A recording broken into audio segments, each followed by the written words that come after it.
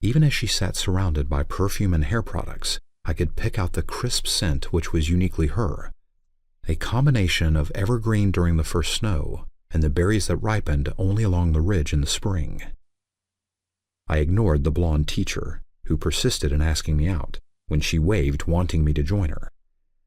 My overflowing tray thumped down on the pack table as I gazed across the cafeteria, uncaring that I was staring straight at her.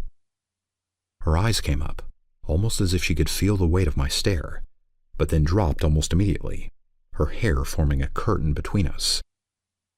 I ate automatically as I strained to hear her conversation with the other girl, Leah, over the din of the cafeteria. It took a minute, but I was finally able to filter out the sound of 1,000 voices to hear only hers. "There's no way he's a student," she muttered, and my lips twitched. "Dom like in 50 Shades of Grey, Dom?" she questioned, and my forehead wrinkled. Where the hell did that come from? I stared harder at her, trying to decipher her meaning, then gave up, deciding I might not want to know.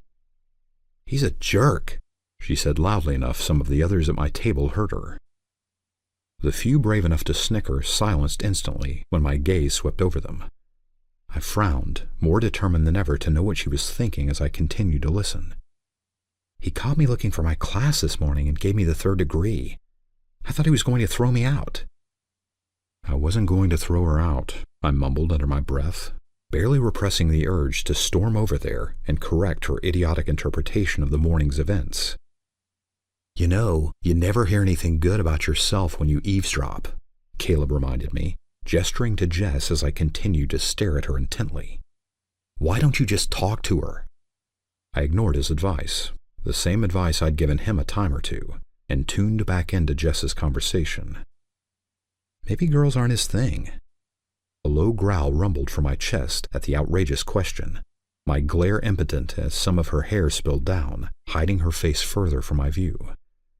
She never looked up again, her voice silent until lunch ended, and she followed the Leah girl from the cafeteria, never once glancing my way. "Anna!"